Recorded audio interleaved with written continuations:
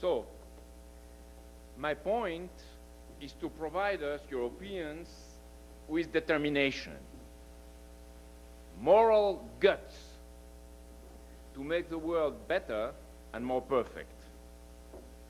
Taking as a reference point a moment of history that gives a smell of victory, a subjective smell of victory, of the British imperial methods, and presenting two men who successfully led a change of mindset. My intent is to make us less normal, plain in language, less subdued to those routines which are always the one road way to hell. After the 1936 presidential campaign, Roosevelt, re-elected President of the United States in a landslide vote, had won his battle against the money changers. And I like this picture a lot, this Roosevelt picture a lot, because as Amelia put it the other day about Elga, but Roosevelt had also, in part, this quality, is a type of man who loved everybody.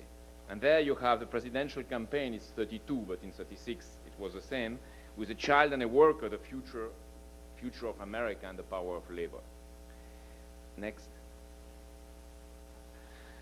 Roosevelt saw his task as both internal and external, because he had fully understood that the United States had become a world power, which was not obvious at the time, therefore endowed with a mission to fulfill.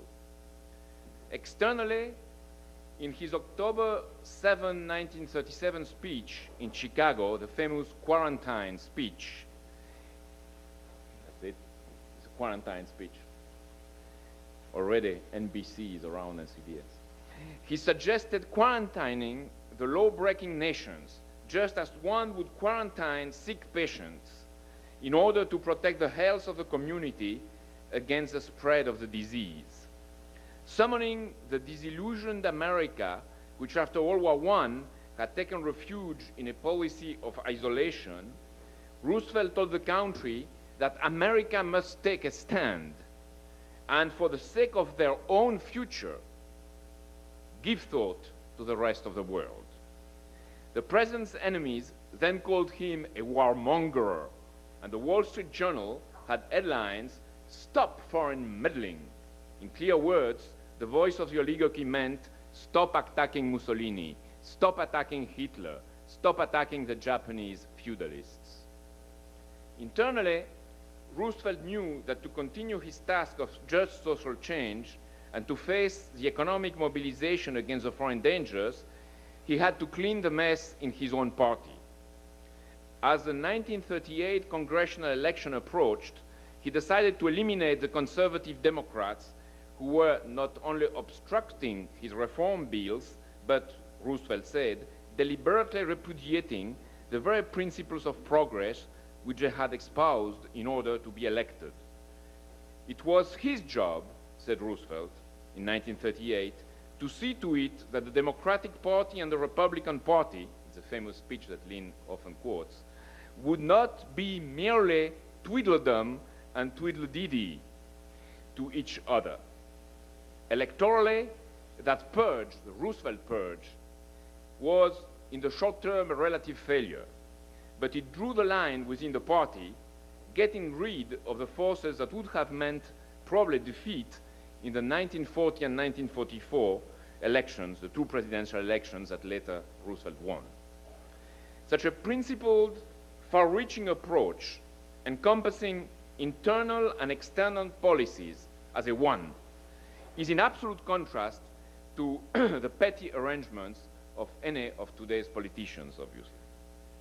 Before I go into what followed, the very subject matter of my presentation, three preliminary points have to be raised, all key to be understood today by an European audience. First point is that the United States are not a coherent mass, good or evil, but the field for a decisive fight at a world scale. Yesterday, Roosevelt represented the American system, that of Hamilton and Lincoln, against the Anglo-American oligarchy. Today, LaRouche resumes American history at the point where the death of Roosevelt left it on April 12, 1945. Therefore, there is no point for us Europeans to be anti-Americans or pro-Americans as such, which are the two sides of the same impotence. Our challenge is to support instead, within and outside the United States, the proponents of the American system, which are the inheritors of the European Renaissance. Our duty is to understand the issue of the fight and to be interventionists when America's official policy betrays America's manifest destiny. This is the meaning of LaRouche's candidacy today for us all, in particular here in Europe. The second point, and we have to be clear about it, is that without Franklin Delano Roosevelt and his key associates, we as representatives of our European nation states, would not even exist today. Without Roosevelt's American mobilization and interventionism, the victory against Nazism would never have been possible, and Europe would have become a rubble field. In turn, that American mobilization that would have never taken place, that American mobilization, Roosevelt's mobilization, without the precedent victory of Roosevelt that Hartmut described over the Wall Street bankers, and without the support of the American trade unions and farmers that Roosevelt had gained through his policies, for example, with the Wagner Act, parity prices in farming, and infrastructural development, such a mobilization, the victory mobilization, would never have been organized. These three interconnected elements is a point at which a great design uplifts a population to meet the challenge of a great historical moment. The third and last preliminary point is the one that defines our task today. Right now, the enemies of Roosevelt are back in power in the United States. And like the Morgans or the Mellons of the 30s, they try to make us believe that there is no other possible policy than the dictatorship of their financial rent. These forces are at work to turn the clock of history back before the New Deal and to enforce what they did not manage to accomplish around Major Generals Medley, Darlington, Butler in the 1933-1935 period, which was nothing but a Mussolini-type coup. And let's be clear, but for FDR, an American variety of fascism would have developed necessarily. On our side, contrariwise, what Roosevelt achieved should be of an immediate inspiration, like it was for Europe, and in particular for France and Germany, after 1945. This puts in their historical perspective our new Bretton Woods and our Eurasian land bridge as vital thought objects and not mere schemes, as political weapons and not mere technical arrangements. These are the leverages to change history beyond what Roosevelt himself was able to do, but coming from a similar fabric, from a similar reference point as an enrichment of our history. Let's now go back to the three last Roosevelt presidencies from 1937 to 1945. Having won a tactical victory against the oligarchy and its New York banks, Roosevelt had the leeway to organize a dirigistic war mobilization and plan a post-war better and more just world order. To proceed, Roosevelt, as a reader of Hamilton, resorted to all the means of state-oriented policies for the general welfare of the people. Against the British tradition in the US, representing by the Van Burens and others, Roosevelt had a conception of the state that was entirely different. It was not the Van Buren state of less government interferes with private pursuits, and this is a better for general prosperity. Roosevelt was the reverse. He said in a speech given in New York in 1931, when he was governor, he said the following: "What is the state? It is a duly constituted representative of an organized society of human beings created by them for their mutual protection and well-being. The state of the government is but the machinery through which such mutual aid and protection are achieved. Our government is not the master, but the creature of the people. The duty of the state towards the citizens is the duty of the servant to its master. The people have created it. The people, by common consent, permit its continual existence. One of these duties of the state is that of caring for those of its citizens who find themselves the victims of such adverse circumstance as makes them unable to obtain even the necessities for mere existence without the aid of the others. That responsibility, the aid to all citizens, is recognized by every civilized nation. If you take these criteria, there are no more civilized nations today. Should be clear also. Roosevelt, understanding how dangerous the international situation was at that point, extended this notion of a just state to world affairs. And on January 3rd, that's next, 1940, he warned of the dangers of a short-sighted isolationism. This is a speech of January 3rd, 1940. And he asked Congress to levy sufficient additional taxes to meet the emergency spending for national defense. And on May 16, 1940, it's interesting for us in France, on May 16, 1940, informed of the French disaster, of the French downfall, he told the nation that the war was spreading in Europe beyond control and asked Congress to appropriate a large sum of money for tanks, guns, ships, and 50,000 airplanes. It's a famous First War Victory speech. He decided to run for a third term when he saw that nobody else in the country was fit for the challenge. The population was scared, and the industrialists and state bureaucracy, not to say the bankers, thought that Roosevelt was insane to demand such levels of military production. When he won on December 29, 1940, he urged the nation in one of his famous fireside chats. He was speaking directly to the nation through his fireside chats through the radio.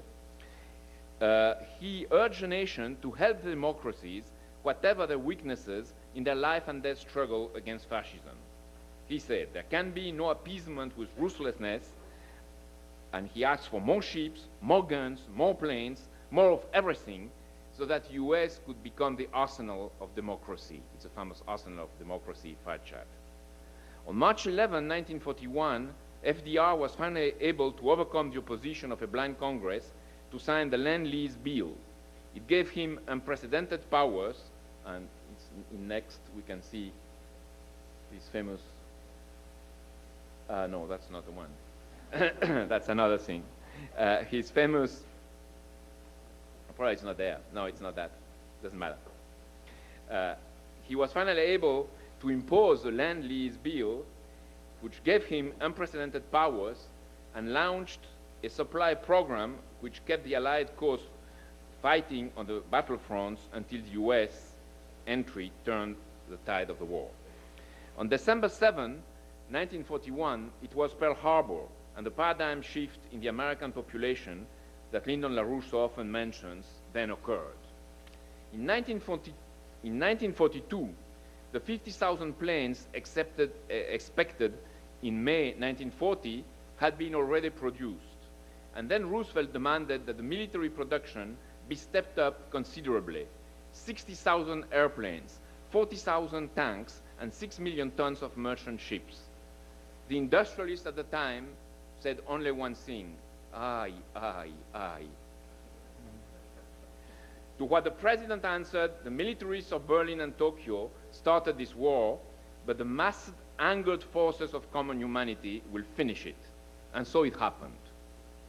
But why and how?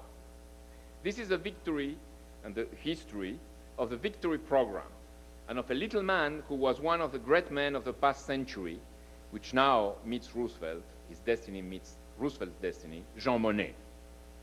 Monnet was about the only Frenchman who understood something to American affairs. and second, about the only European banker who was pro-industrialist in his worldview. He liked and admired the physical power of American industry and the relative absence of social prejudices, he said, in American lifestyle.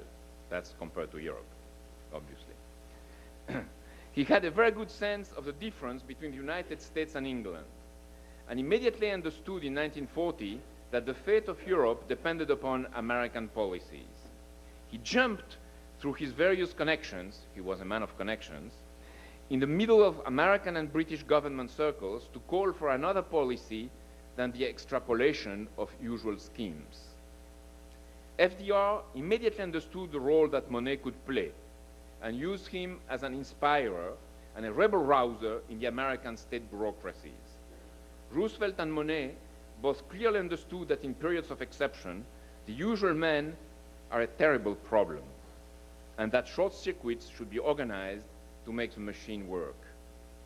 Monnet writes in his memoirs, and it's a very notable declaration, we decided, he meant him and his close group of friends, we decided to reverse the logics of the financiers who adjust the needs to the existing resources.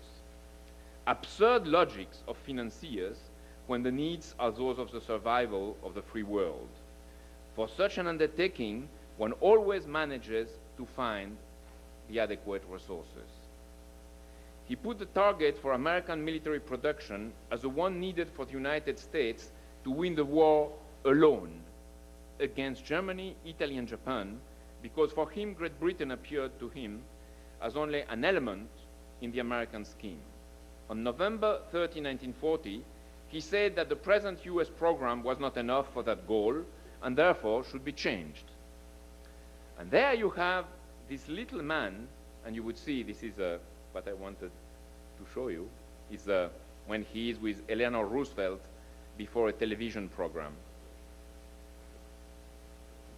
This is a little Monnet and Eleanor Roosevelt. So this little man was around, and Roosevelt enjoying it because Monnet went directly against the accountants and the financiers. He writes in his memoirs, Monnet, bounding all my forces, I contributed to the coming into being of the irresistible American war machine. Its motive was simple, the stubborn will of a little group of men united around the holder of an unprecedented power and responsibility, himself supported by a well-organized public opinion. George Ball expressed his surprise and the surprise of the establishment in those days. He said, Jean was a legend in Washington. I was quite surprised. He was different from us all. He was really sui generis. He never stopped to put pressure on Roosevelt's entourage. During the spring of 1941, indeed, he was probably the key factor in pushing for the American war mobilization before Pearl Harbor. The usually sober John Maynard Keynes tells French banker Emmanuel Monique just after the war, when the United States were at war, Roosevelt was presented with a plan to build airplanes that all American technicians found to be miraculous or far too much. Monnet was the only one who dared to say, it's not enough.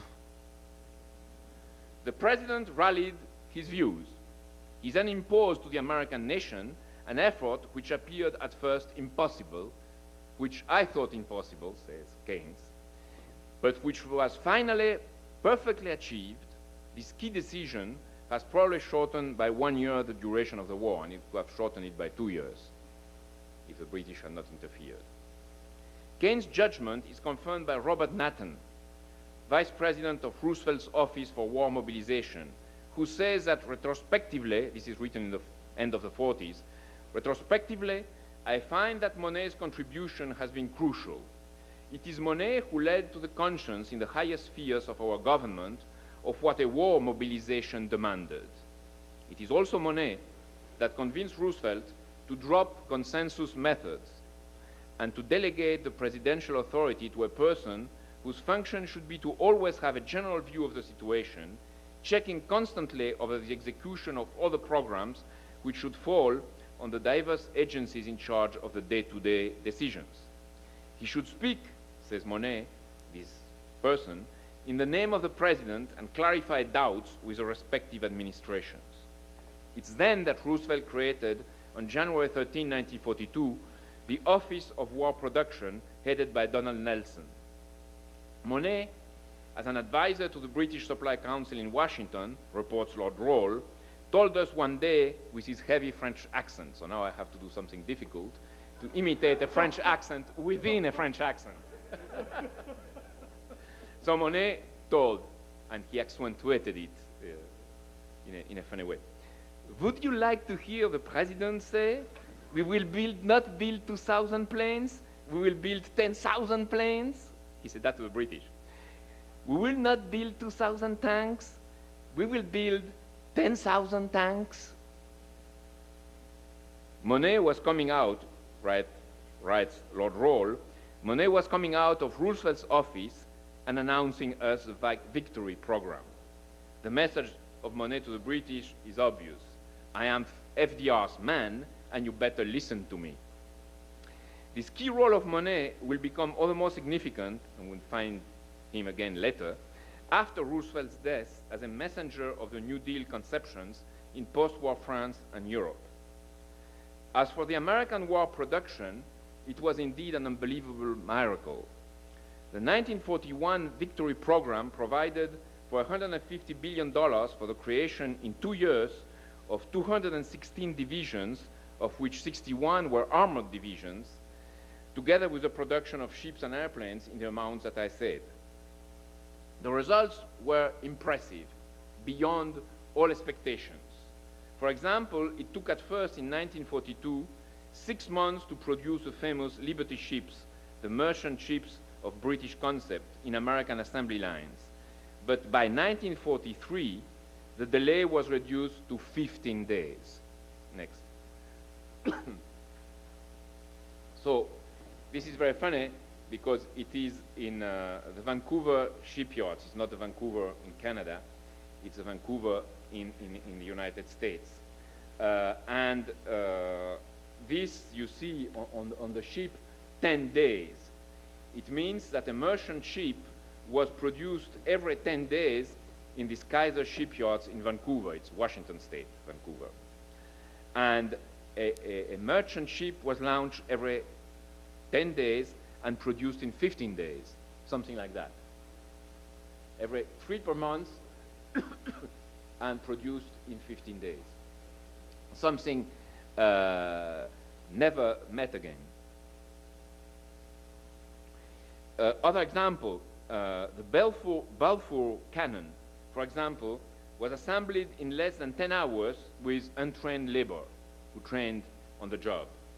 As for the airplanes, the car industry is putting common the resources to produce the engines, and between Pearl Harbor and the D-Day in Normandy, 171,000 were built at an average pace of about 6,000 per month.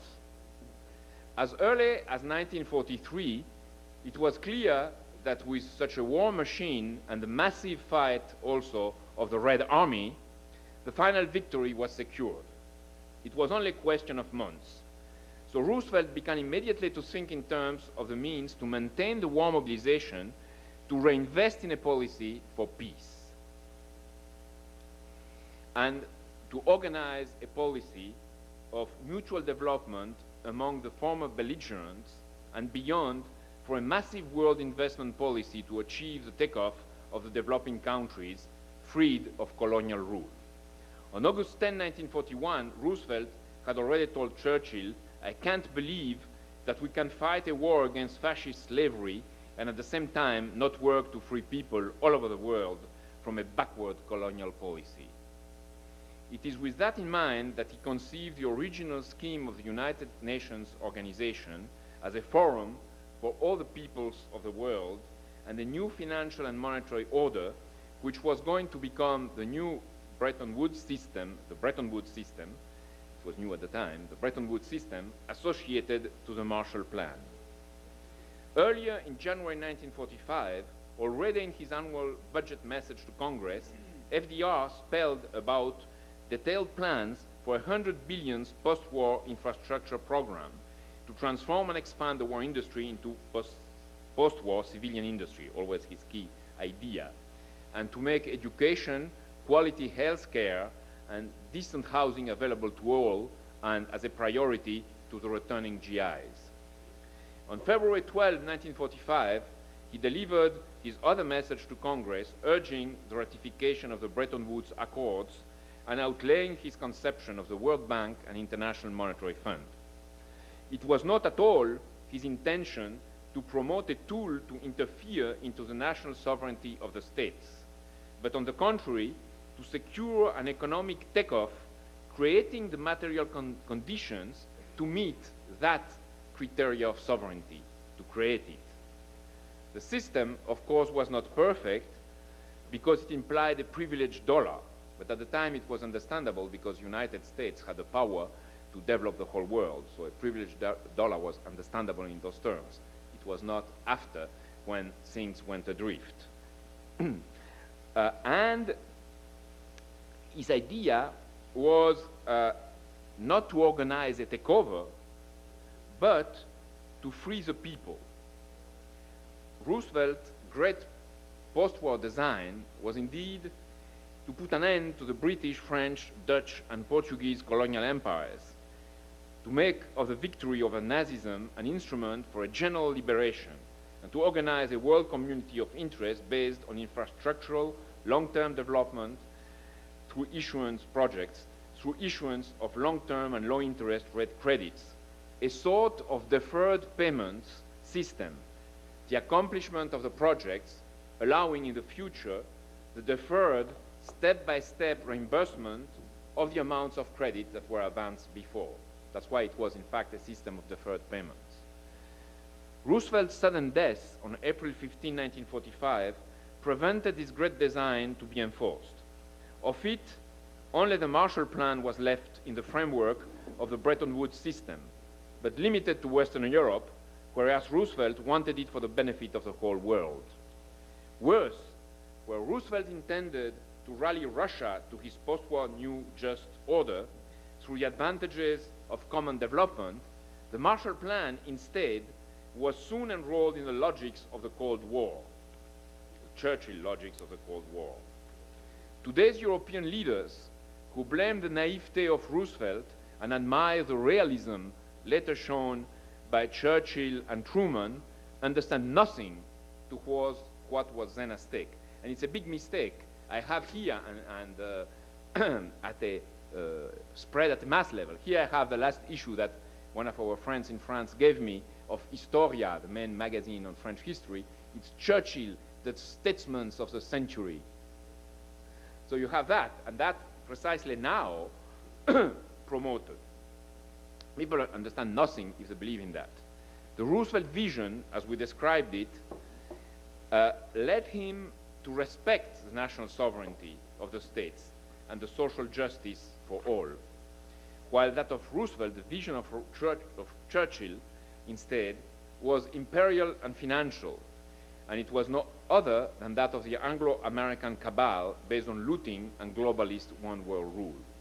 So you have to see the total opposition, and I would develop my case later, between the Roosevelt view and the Churchill view. Much is said of the great quarrel that opposed Roosevelt to de Gaulle, let's be frank, which was real and violent, but became less traumatic after de Gaulle discovered the United States by himself in 1944, and was finally resorbed, this is my strong belief, in a legitimate alliance for the development of the peoples when de Gaulle supported Kennedy, the Roosevelt disciple. That Gaullism and Rooseveltism, in spite of legitimate opposition of interests due to the national peculiarities of France and United States, that Gaullism and Rooseveltism could converge upon a design of mutual economic development of the peoples of the world and a rejection of the Anglo-American model was ironically understood by Monnet, who, despite his own disagreements with de Gaulle, for example, supported his comeback to power in 1958 because Monnet thought, and he was damn right, that de Gaulle was the only man capable to solve the French colonial mess in Algeria. to cure the French colonial disease. The confirmation to what I just said was given as a proof given by vice to virtue by the murderers of the Kennedy brothers and Martin Luther King, which were the same, and we have historical proof of it, that tried to murder de Gaulle, and for the same oligarchical reasons. Two key points remain now to be stressed as lessons for us today. The first is a much less commented but far more fundamental quarrel that opposed Roosevelt and Churchill during all the war, and makes us understand the difference between these two major forces that are fighting each other today, the American system forces on one side and the Anglo-American British Commonwealth forces on the other side.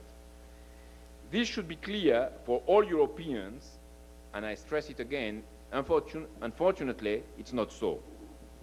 The second point, even much less known and as important as the preceding one, and even much less known in our own movement, is the inheritance of Roosevelt's New Deal in Europe through the explicit post-war contributions of Monnet into the economic recovery of Europe and the political conceptions of Konrad Adenauer, Robert Schuman, and Charles de Gaulle himself.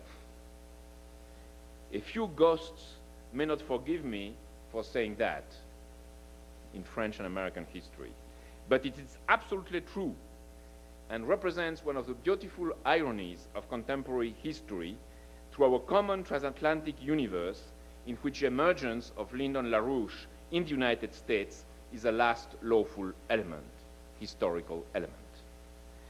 To better understand our first point, let's evoke a rather dirty but revealing image. It is that of Henry Kissinger on May 10, 1982, mounting the podium at Chatham House, the London home of the Royal Institute for International Affairs, to deliver the keynote address for the bicentenary celebration of Jeremy Bentham's British Foreign Office.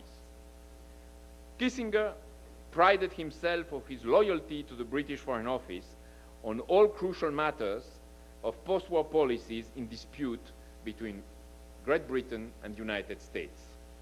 The crux of his disagreement with the United States, Kissinger told his audience, was the essential opposition in policy and philosophy between Franklin Delano Roosevelt and Winston Churchill.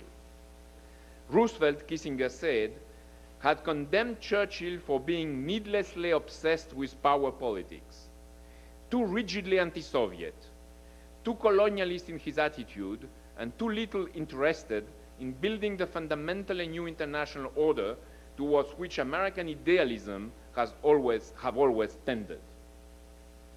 Kissinger concluded, saying that Churchill was right and Roosevelt was wrong. So much for the mass of lies and half-truths about the so-called special relationship between Britain and the United States.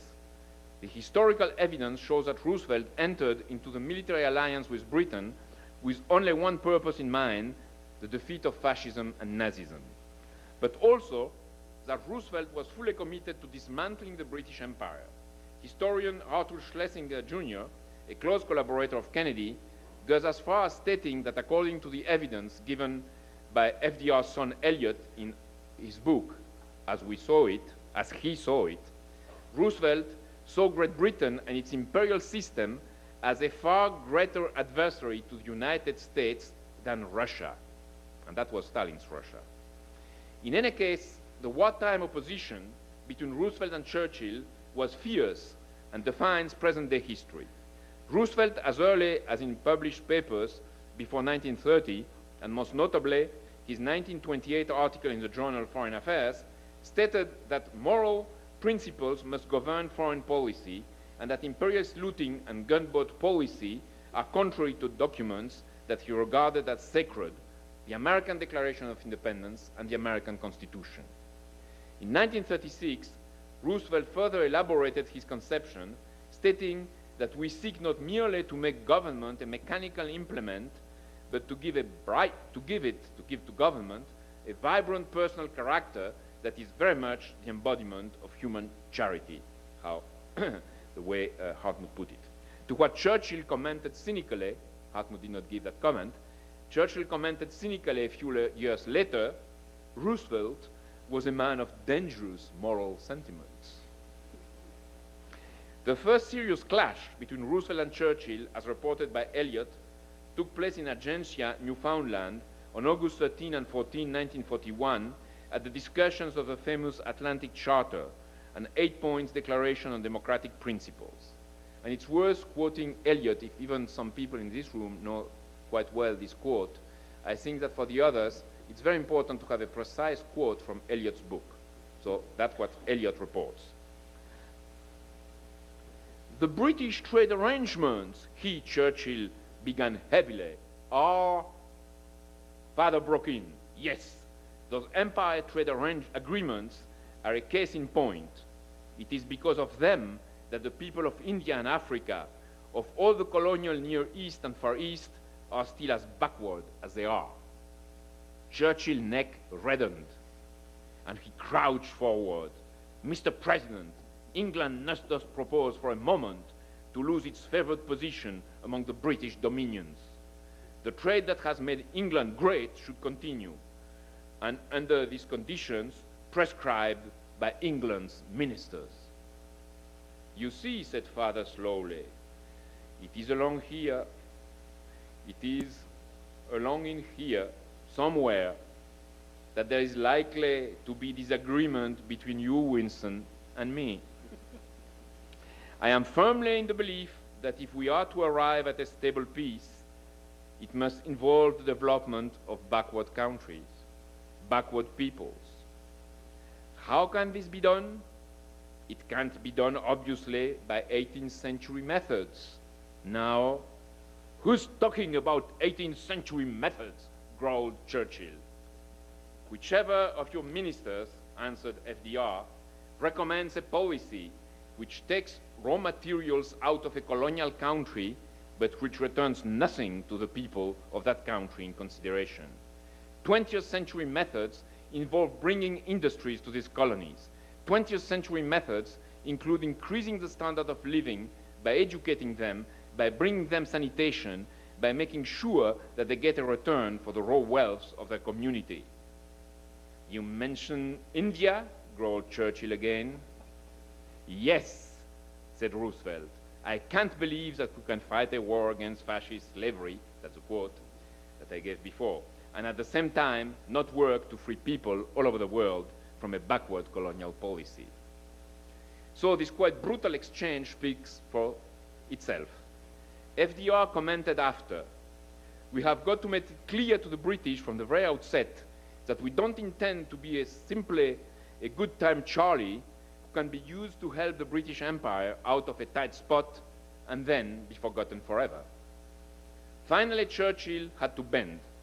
A clause of the Atlantic Charter states that they, the people that signed, the signatories of the chart, will respect the rights of all peoples to choose the form of government under which they will live. They will to see the sovereign rights and self-government restored to those who have been forcibly deprived of them. Churchill insisted that this only applied to occupied nations.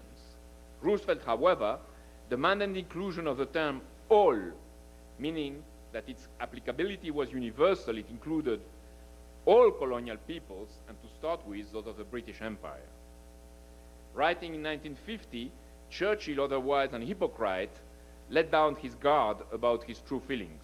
And he says, the president's, Roosevelt, the president's mind was back in the American War of Independence, and he thought of the Indian problem in terms of 13 colonies fighting George III at the end of the 18th century. So locate that into Lyndon LaRouche's own history, and it becomes extremely interesting to see it in the development of the ideas in the 20th century. Indeed, in July 1942, FDR sanctioned a world tour by former Republican presidential candidate Wendell Willkie, whom he had recruited into some tactical alliance against British imperialism. On his return to the US, Willkie delivered a nationwide radio broadcast on his findings.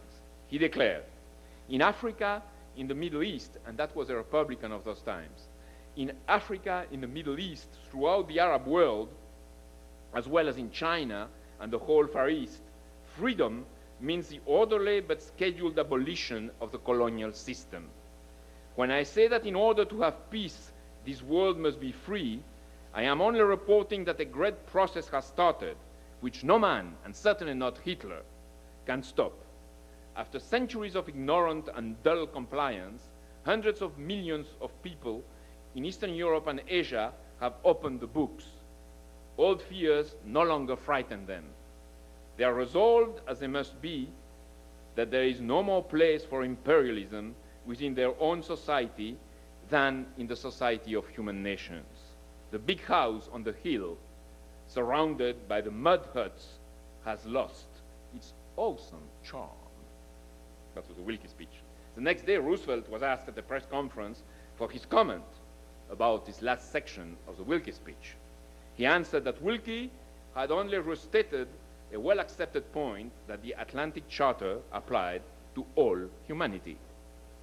When Churchill could not contain himself and declared before the British Parliament on November 10, 1942, that I have not become the King's First Minister in order to preside over the liquidation of the British Empire. When Churchill said that, F.D.R. wrote in a letter to an aide, and that's quite extraordinary, we are going to have worse trouble with Britain after the war than we do with Nazi Germany now. Roosevelt was well aware that his conceptions were strongly rejected by his own State Department, and that's something you have to understand about America. No matter how many times he lectured its agents on the need to avoid post-war regional security arrangements or an overreaching world government, they kept these State Department agents trying to create a new and bigger Versailles system on the model of the Versailles Treaty of 1919, with a new and bigger League of Nations. This was absolutely not Roosevelt's conception of a future United Nations organization. He did not want, frequently he said, to walk in the footpath of the Anglo-American Woodrow Wilson. Lynn spoke about him yesterday. His comments to his son Elliot in December 1943 make the point clear. He said, "You know, any number of times the men in the State Department have tried to conceal messages to me, delay me, hold them up somehow, just because some of those career diplomats over there aren't in accord with what they know I think. They should be working for Winston. As a matter of fact, a lot of the time they are working for him." That's Roosevelt. Stop to think of them. Any number of them are convinced that the way for America to conduct its foreign policy, Roosevelt was very angry, is to find out what the British are doing and then they copy that. His son reports FDR stating, "I was told 6 years ago to clean out that State Department of mine. It's like the British Foreign Office. I'll take care of these matters myself. I am the only person in America I can trust." That's something. And he did so. His great post-war design was that of a global New Deal. Everybody speaks about the New Deal. Very seldom you hear mentioned the global New Deal. To achieve at the level of world politics what he had undertaken within the United States. Two things have to be immediately stressed. First, it is only Lyndon LaRouche and his co-thinkers that are today the heirs of these Roosevelt's last years. As I'm going to mention Roosevelt's projects, it will be easy for you to understand why. Second, that Roosevelt programs were undoubtedly inspired by concept of physical economy, gained both through his reading and rereading of Hamilton and the experience of the dirigistic war mobilization as conceived with Jean Monnet. Roosevelt's post-war global New Deal was in fact a Marshall Plan concept extended to the whole world in a much more coherent way and putting the emphasis, as opposed to the later Marshall Plan, putting the emphasis on human colonization programs to develop the areas of the world then underpopulated and underdeveloped. Roosevelt's view was that war refugees and the more miserable men of the world should be given a mission similar to the design of those that had colonized the New World. Everything that had been thought about these matters by others, Roosevelt understood, had been wrong because they were thought on a too much small scale and without the sense of linking science and technology development, the American system, to the overall project. Roosevelt proposed that there be surveys done of Asia, Africa, Australia, and North and South America to determine areas of millions of square kilometers for resettlement. Plans would then be drawn to develop infrastructure, irrigation systems, cities, farming. He wanted to build a number of superports at key locations on several continents to help speed a just world trade. He proposed the construction of several major rail lines, including in China, the old Sun Yat-sen project, and a link through China to Russia. He also proposed to build a rail line across Africa from east to west, the old Anoto Trans-Saharan project, and a rail line from the new Gulf superport through Iran into Russia, and then going east and west, what the Iranians are giving a lot of thought these days. He called for construction of canals and waterways in Asia and Iberoamerica, and for water management projects in Asia, including the Ganges-Brahmaputra river system of India, and in Europe, linked to the development of hydroelectric power. He also proposed massive irrigation plans for the Sahara. Water, said Roosevelt, could be pumped from underground and above-ground rivers and streams for use in gigantic reforestation projects, all resources being developed not for exports, but mainly as a part of these larger projects. Well, of course, this sounds familiar to all of us. Yes, the Global New Deal is a direct forerunner of LaRouche's today's great design, more even so that you may think. Two anecdotes relevant to the understanding of what I mean.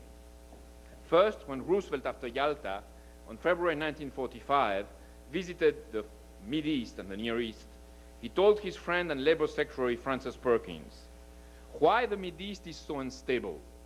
Because people here are so poor. They have almost nothing to eat.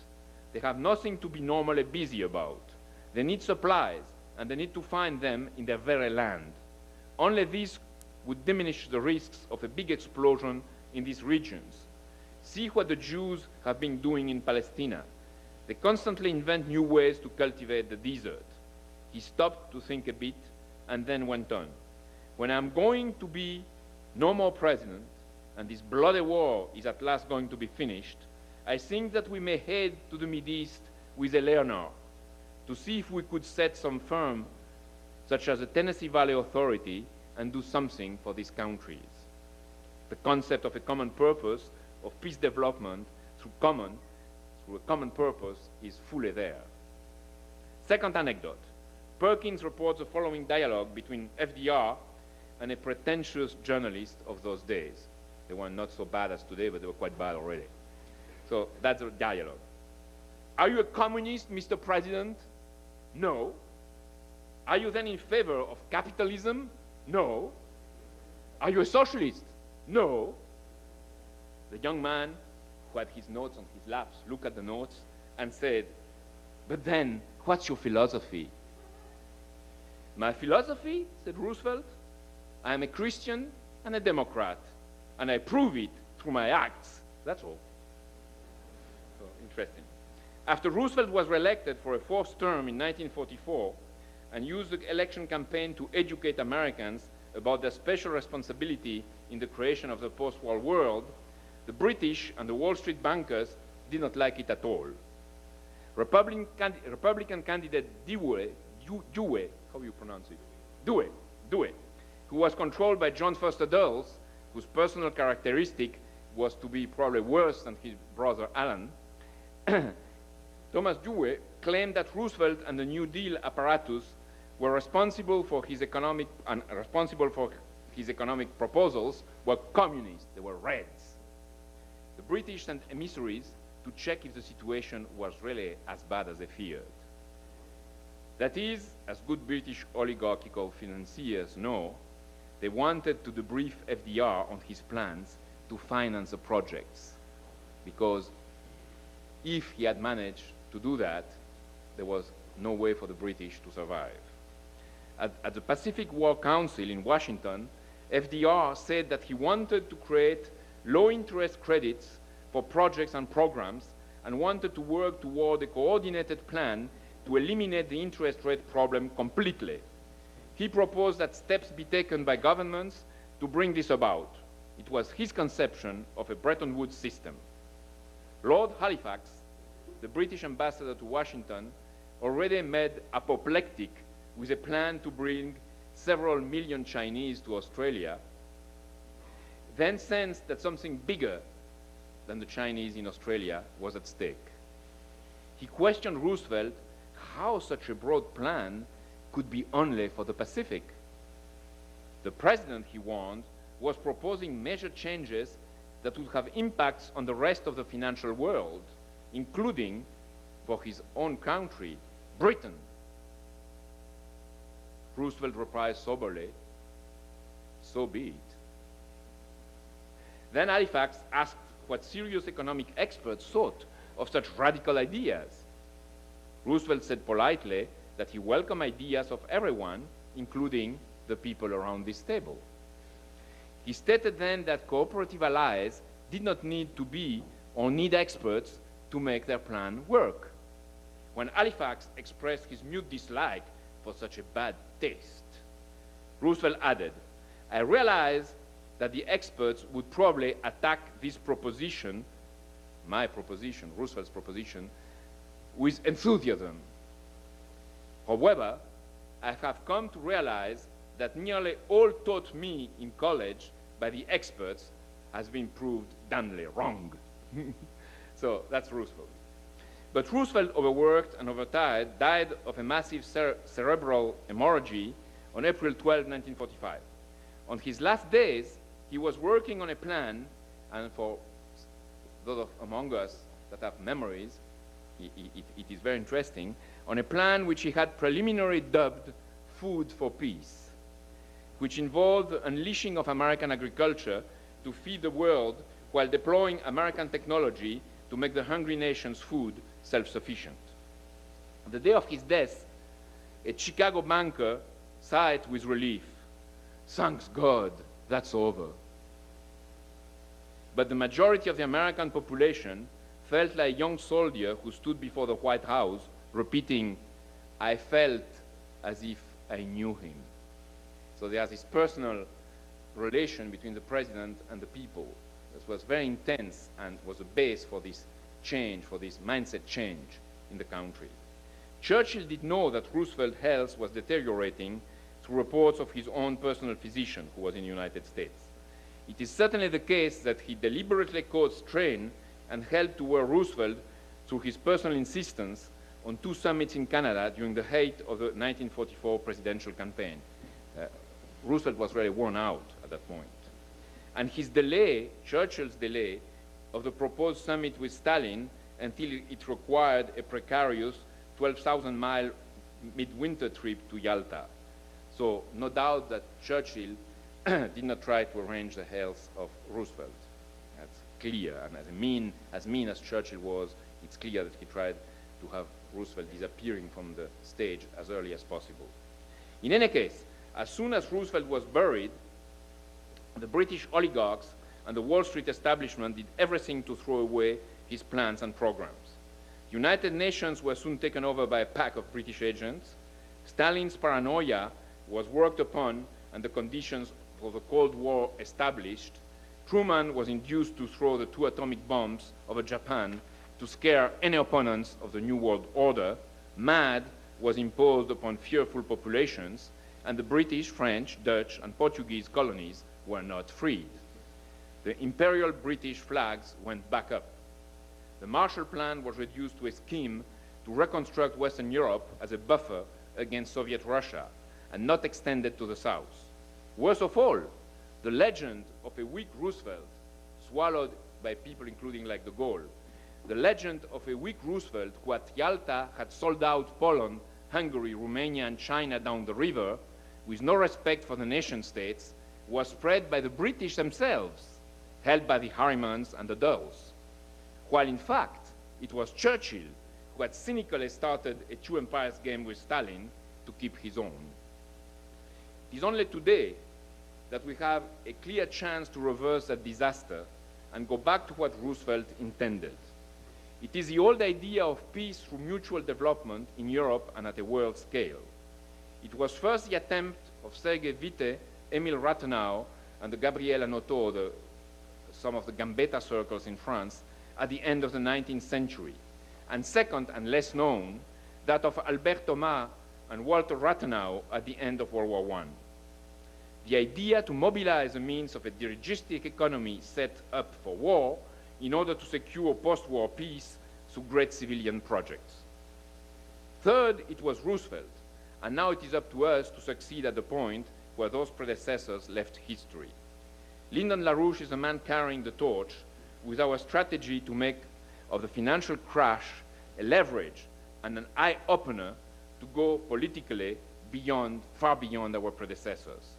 It is this time the frontal and decisive fight against the British imperial methods with no compromise possible outside and inside the United States. For us, Western Europeans in particular, it is a very precise challenge whose meaning can only be understood if we go back to the Europe of 1945.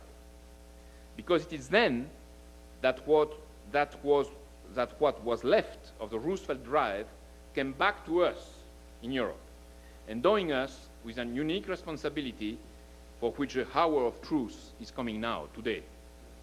We had the chance, in particular us French and Germans, to receive the best of an inheritance, and our historical duty is to bring it back to the whole world as a gift for its and ours future. I put it the other day about Elga, but Roosevelt had also, in part, this quality. It's a type of man who loved everybody. And there you have the presidential campaign, it's 32, but in 36 it was the same, with a child and a worker, the future of America and the power of labor. Next.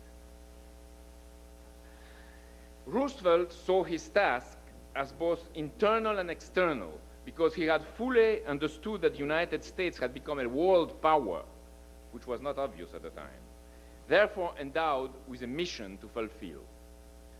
Externally, in his October 7, 1937 speech in Chicago, the famous quarantine speech, that's it, it's a quarantine speech. Already NBC is around and CBS. He suggested quarantining the law-breaking nations, just as one would quarantine sick patients in order to protect the health of the community against the spread of the disease. Summoning the disillusioned America, which after World War I had taken refuge in a policy of isolation, Roosevelt told the country that America must take a stand and for the sake of their own future, give thought to the rest of the world. The president's enemies then called him a warmonger, and the Wall Street Journal had headlines, "Stop foreign meddling." In clear words, the voice of the oligarchy meant, stop attacking Mussolini, stop attacking Hitler, stop attacking the Japanese feudalists. Internally, Roosevelt knew that to continue his task of just social change and to face the economic mobilization against the foreign dangers, he had to clean the mess in his own party. As the 1938 congressional election approached, he decided to eliminate the conservative Democrats who were not only obstructing his reform bills, but, Roosevelt said, deliberately repudiating the very principles of progress which they had espoused in order to be elected. It was his job, said Roosevelt in 1938, to see to it that the Democratic Party and the Republican Party, it's a famous speech that Lynn often quotes, would not be merely tweedledum and tweedledee to each other. Electorally, that purge, the Roosevelt purge, was in the short term a relative failure, but it drew the line within the party, getting rid of the forces that would have meant probably defeat in the 1940 and 1944 elections, the two presidential elections that later Roosevelt won. Such a principled, far-reaching approach, encompassing internal and external policies as a one, is in absolute contrast to the petty arrangements of any of today's politicians, obviously. Before I go into what followed, the very subject matter of my presentation, 3 preliminary points have to be raised, all key to be understood today by an European audience. First point is that the United States are not a coherent mass, good or evil, but the field for a decisive fight at a world scale. Yesterday, Roosevelt represented the American system, that of Hamilton and Lincoln, against the Anglo-American oligarchy. Today, LaRouche resumes American history at the point where the death of Roosevelt left it on April 12, 1945. Therefore, there is no point for us Europeans to be anti-Americans or pro-Americans as such, which are the two sides of the same impotence. Our challenge is to support instead, within and outside the United States, the proponents of the American system, which are the inheritors of the European Renaissance. Our duty is to understand the issue of the fight and to be interventionists when America's official policy betrays America's manifest destiny. This is the meaning of LaRouche's candidacy today for us all, in particular here in Europe. The second point, and we have to be clear about it, is that